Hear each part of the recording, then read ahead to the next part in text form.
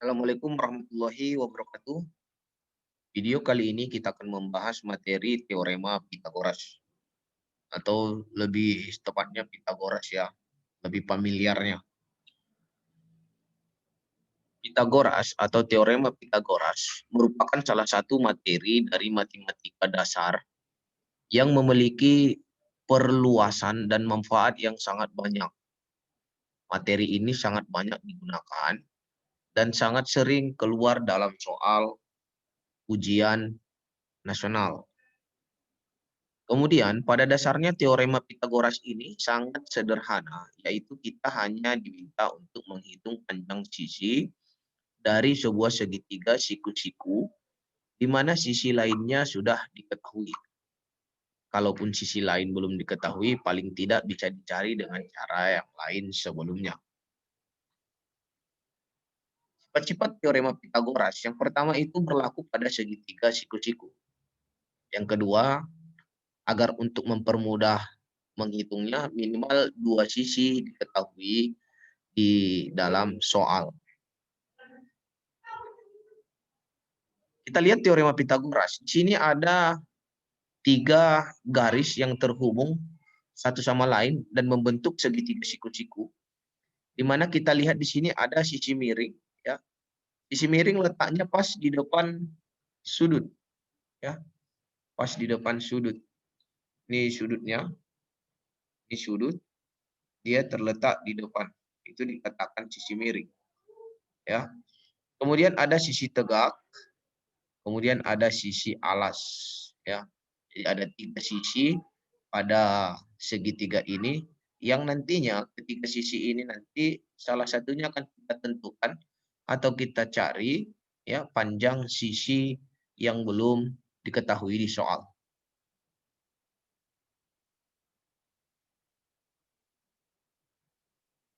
Rumus Pitagoras ya. Rumus teorema Pitagoras yang pertama BC ya.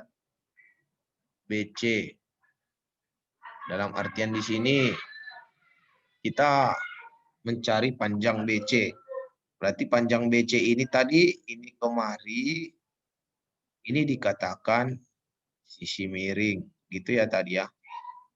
Sisi miring. Sedangkan ini alas, sisi alas. Yang ini sisi tegak. Jadi kalau kita mau cari panjang BC, ini rumusnya BC ya. Ini rumusnya BC sama dengan akar dari AB kuadrat ditambah AC kuadrat. AB kuadrat berarti nanti di sini berapa nilai yang diketahui di sini jumlahkan dengan sisi yang diketahui di sini AC-nya. Oke. Kemudian kalau mencari AC atau mencari AC ini yang sisi tegaknya ini, kamu kurangkan sisi miring terhadap sisi alas. Ingat sisi miring kurang sisi alas jika ingin mencari AC ya, sisi tegak.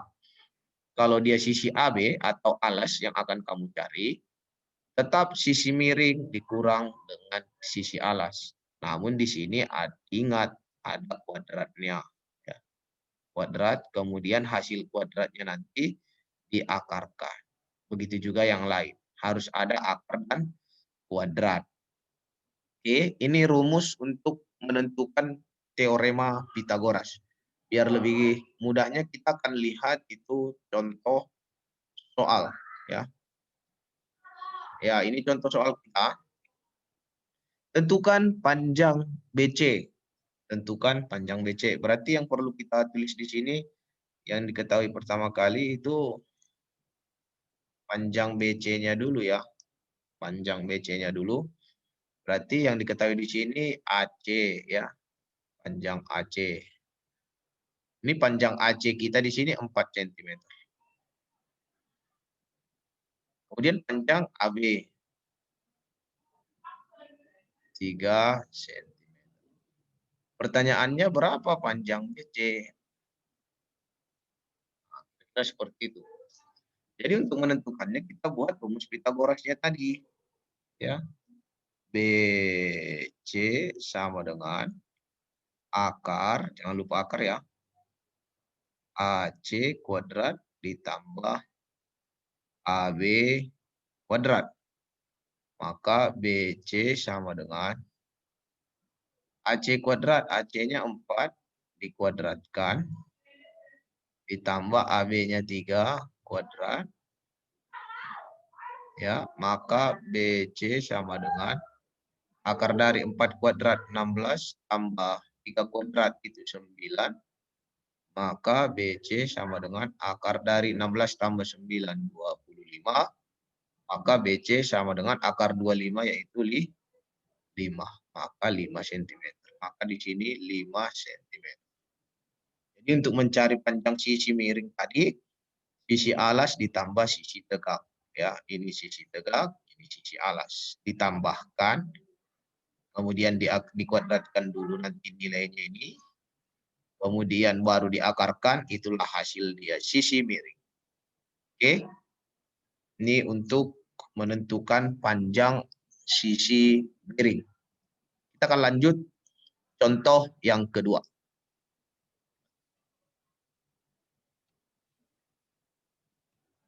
Contoh yang kedua di sini, ya.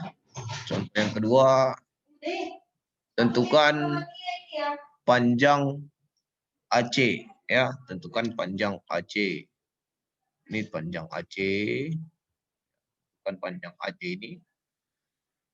Maka ini ada panjang AB sama panjang AB sama dengan diketahui di sini panjang AB, maka itu dulu yang kita tulis. Kemudian panjang BC, ya. Panjang BC itu 10 cm. Yang ditanya panjang AC. Di sini panjang AC kita lihat ini sisi tegak. Berarti rumusnya tadi sisi miring dikurang, ini sisi miring ya, dikurang sisi alas. Nah, berarti akar, jangan lupa akarnya ya.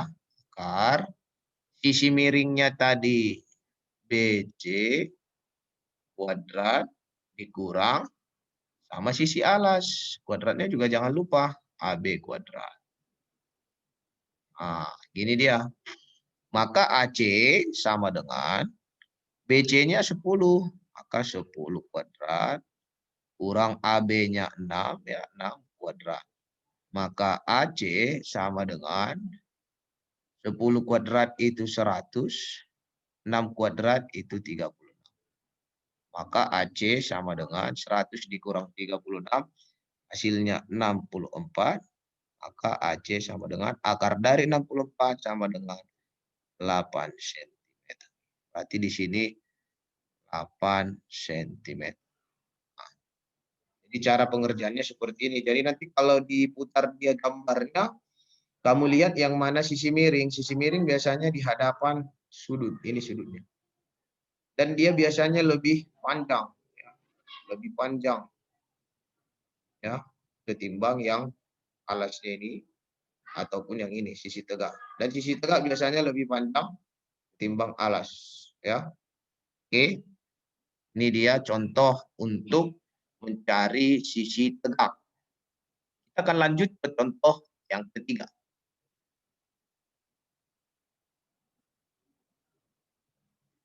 Contoh yang ketiga, tentukan panjang AB. Sebenarnya kalau kita lihat di soal ini, di sini AB ini dikatakan alas ya. Cuman gambarnya seperti ini, diputar dia. Jadi apabila gambarnya nanti mau diputar ke arah manapun, ingat saja, dia itu sebuah sudut. Sudut yang di depan sudut itu dikatakan sisi miring. Kemudian ini dikatakan sisi tegak. Di depan sisi miring yaitu sisi tegak. Dan kemudian syaratnya lagi ini sisi miring harus lebih panjang ketimbang sisi tegak. Dan sisi tegak lebih otomatis lebih panjang ketimbang sisi alas ya. Maka yang di soal di sini yang diketahui pertama CB ya, panjang CB sama dengan 10 cm. Kemudian panjang AC sama dengan 8 cm. Yang ditanya itu panjang AB-nya berapa gitu ya. Maka AB sama dengan akar dari, ya. Ingat sisi miring berarti BC kuadrat dikurang ya AC kuadrat. Ya, sisi miring dikurang sisi tegak. Ya, maka AB sama dengan BC kita 10 dikurang AC kita 8 kuadrat ya. Jangan lupa kuadrat dan akarnya. AB 10 kuadrat itu 100, 8 kuadrat 64. Maka AB sama dengan akar dari 36. Maka panjang AB-nya berapa? 6 cm. Karena akar 36 itu 6. Maka di sini hasilnya 6 cm. Jadi cara pengerjaannya seperti ini. Intinya ingat ada sisi miring, sisi tegak, dan sisi alas. Ya. Dan ingat rumusnya, sisi miring, sisi tegak, dan sisi alas. Oke. Intinya kalau dia memutar bagaimanapun dia gambar segitiganya, kalau kamu ingat mana sisi miring, sisi tegak, dan sisi alas, dan kamu ingat bagaimana cara penyelesaiannya, saya rasa kamu akan bisa menyelesaikan soal-soal mengenai teorema Pythagoras. Sukses selalu, rajin belajar.